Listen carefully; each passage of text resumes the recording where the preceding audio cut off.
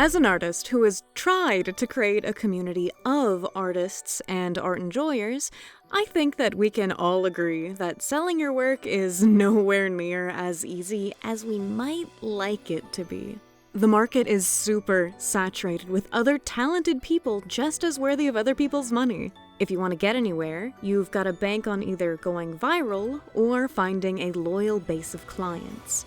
That alone can take a long time and even more effort. And even once you find people who like buying your art, it's not ever a guarantee if they'll want to continue getting artwork from you forever. But thinking back on that makes me remember a time where things were simpler. A time when, as a teen, I never had to worry about US dollars if I wanted artworks. A time that was terrible. Now that may be a bit of an exaggeration, but it was still more bad than good looking back. A lot of the time, artists aren't comfortable with taking money for their work when they start out. It's usually either because of a lack in their own self-confidence or undervaluing themselves. But sometimes it's as simple as not wanting to succumb to the capitalist agenda of getting monetary compensation for your work. Or even because you're too young to actually accept money for your art.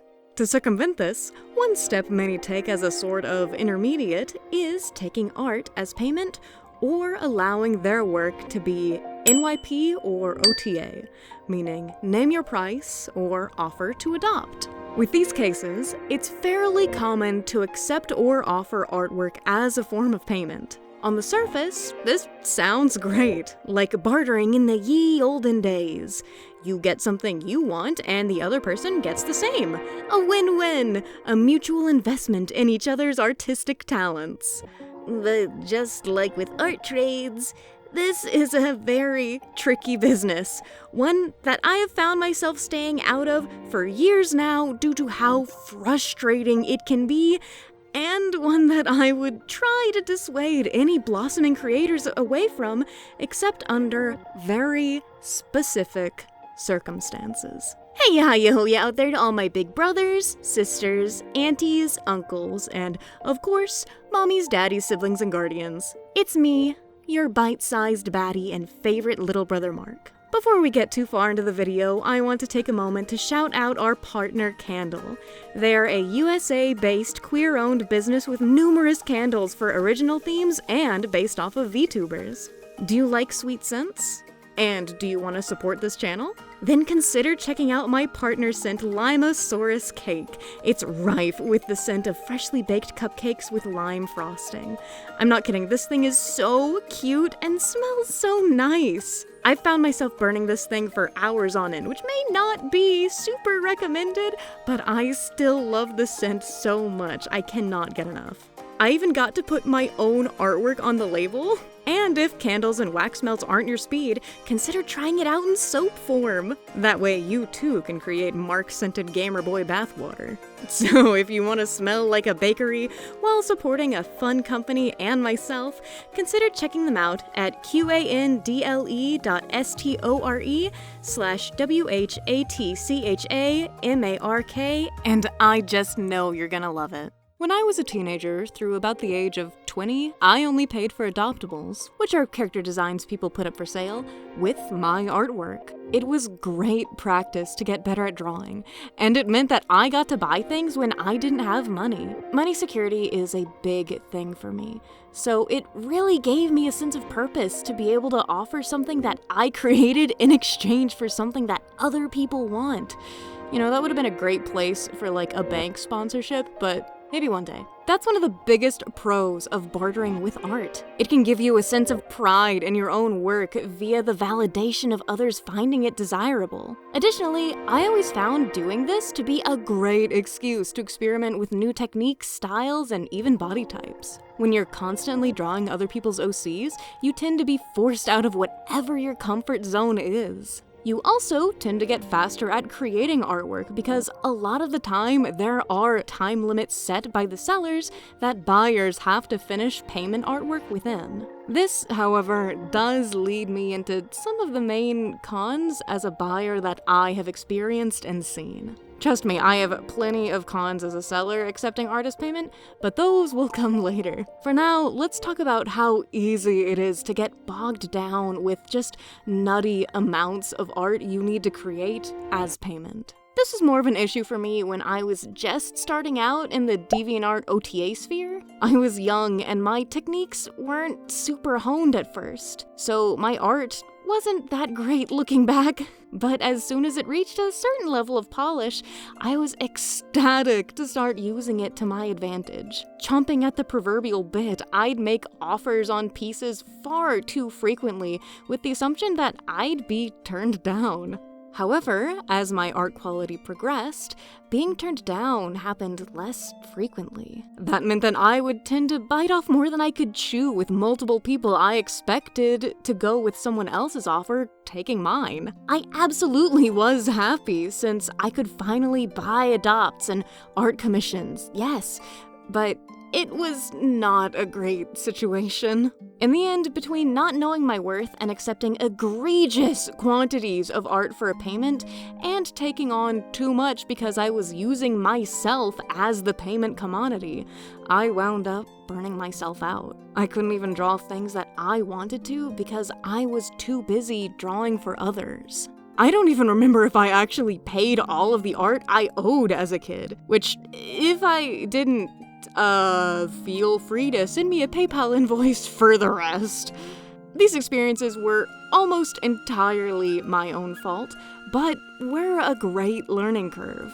I realized my limits and when to turn down a bad deal. But what's not my fault is how a lot of sellers use art as payment to get, quote-unquote, art slaves. If you're not on DeviantArt, you might not know the definition of that, but trust me, it's just as bad as it sounds. Basically, an art slave is someone who becomes an indentured servant for making art for the seller. They have to create usually insane numbers of fully polished pieces in a short time frame as their form of payment to get what it is that they wanted. Usually for a high-value art piece, character with large numbers of additional artworks, or from one of those ridiculous closed species owners or guest designers. These art slave contracts usually also came with the stipulation that if you miss even one deadline, your quote-unquote contract for the character is null and void, and the seller can reclaim ownership or even resell the product while keeping all of the artwork that you made.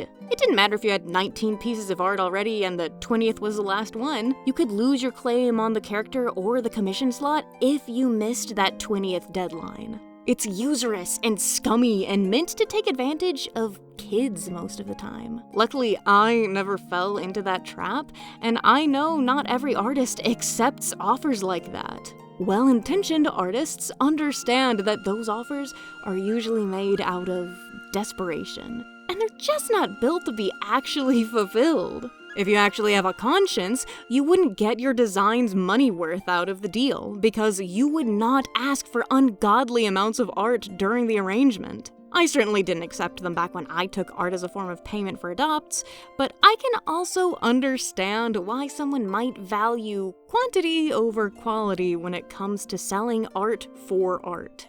My experiences as a seller taking art for payment has literally never been good. I got burned 4 times in a row, hoping and assuming surely that was an isolated incident, this time will be better, and then the next time never was. So let's talk about it. Back when I was selling a Jimsona adoptable in the Steven Universe craze, I figured a full-color, full-body picture of my OC was fair payment for a full-color, full-body design. I remembered how happy I was to be able to make something in exchange for an adopt that I really wanted. So when someone offered an exchange, I was like, sure, why not? At the time, I was only selling for DeviantArt points because I knew that the whole cashing out thing was superfluous. I'll get into that later. So I figured I wasn't really losing a lot of money. The art I got back looked really nice at first, but it did not take long to notice a drastic difference between the line and coloring style of my payment piece and the artist's usual work. It turned out to be traced art from another person within the Jimsona adoptable community. a rather sizable one at that, and one that I was currently friends with on Discord. So in the end, I didn't give them the design. But then it also never sold. I was begged to let someone buy an adoptable with a mix of points and an icon. I finally gave in since it was the last in the batch, but they didn't send the points correctly. This is what I was talking about earlier. DeviantArt has this thing where you can convert points to real money. But if you donate the points in a certain way, they are stuck as on-site currency forever. I'm not sure if they still have that system or if it's as bad as it used to be, but it was entirely annoying. You can't return them and have the user pay you the right way because DeviantArt wants to prevent people from somehow hacking their payout option.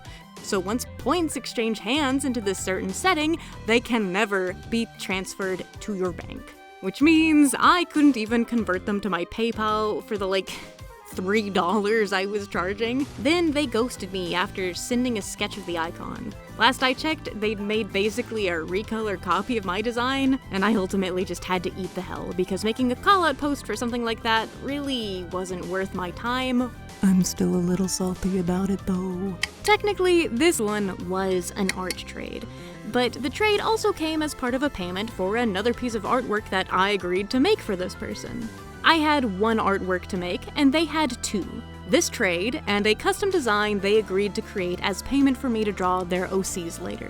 I made my half of the trade, which was a full-body colored piece. I asked them how they were doing, since I hadn't heard from them for a day or so, but they ultimately kept brushing me off for an entire week. They said that they were still working on getting all of the details right, so I'm here anticipating a beautiful piece at the end. They finally got back to me, and what did I get for this trade and payment?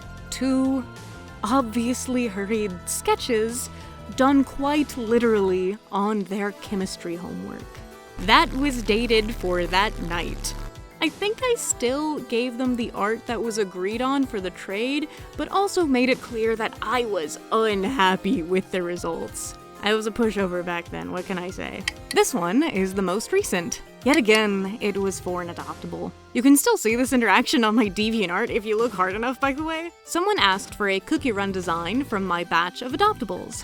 I looked at their page and assumed that they must be a young artist, but their art showcased was cute enough for me to feel good about a trade. I asked for 3 pictures of my characters, and they sent what I can only describe as MS Paint mouse drawings of the characters' heads, with most of the detail left out. It wasn't anywhere near the same level of skill shown on their profile, so it was kind of obvious that they rushed the pictures, or at the very least didn't have their whole heart in making them. Obviously, it was not what I expected, and I said that I couldn't accept the half-baked work as payment. While I am absolutely not dunking on their work, their other art was all a lot more intricate and polished than what they sent to me. In the end, they deactivated their account, so who knows where they are now. From this point on, I've made a note to be very specific about what I want someone to draw if I ever accept offers like this again. Because, even when I was going to give the other person artistic liberty and even let them choose the characters that they wanted to draw with very little expectations, I was left disappointed. Most of these happened on DeviantArt over adoptables when I was a teen, so maybe the lesson here is to just not take trades and art payments over DeviantArt instead of period. Value yourself. Value other people's time and hard work, and never share art trades or payment art until both parties have finished. Take my mistakes and turn them into learning moments. Always be specific when outlining what you want in an art trade or if you do accept it as payment. Leave as little up to interpretation as you can, not because you should assume everyone is trying to scam you, but because you never know what may be misconstrued or read differently from person to person. But perhaps most importantly of all, don't have unreasonable expectations. If you accept art payments, make sure you know the style of the person who is offering to make art for you. Always get examples and browse the artist's gallery before moving forward. If you go around expecting Studio Mappa from someone who draws bluey fan characters, both you and the other artist will leave with disappointment more than anything else. You can get some beautiful works when doing trades and paying with art, don't get me wrong. But it is a risk that you really have to calculate whether it's worth it or not. I don't think I will ever take art as payment for my work ever again. But, you know, it's never good to deal in absolutes.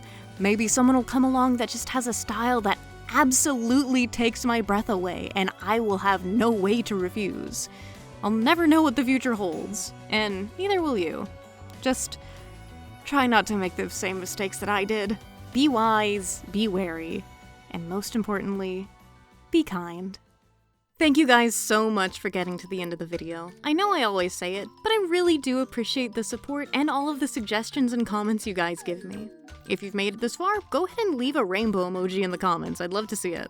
But most importantly, thank you so much to my Patreon supporters.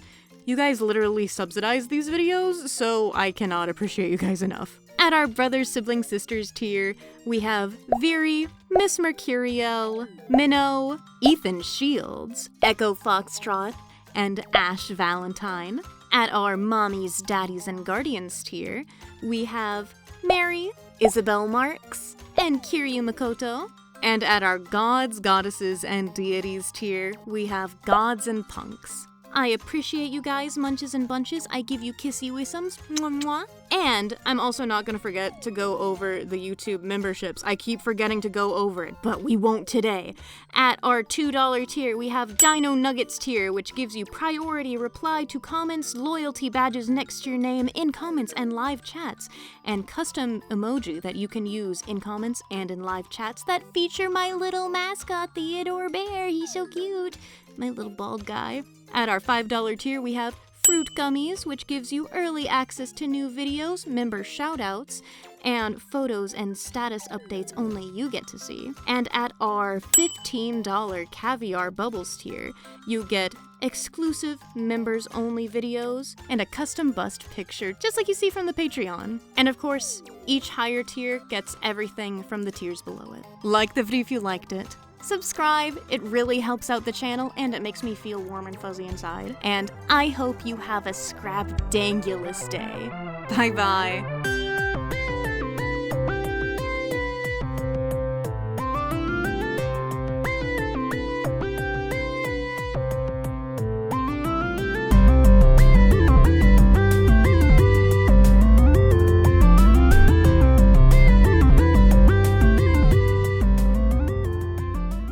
Go to my YouTube channel.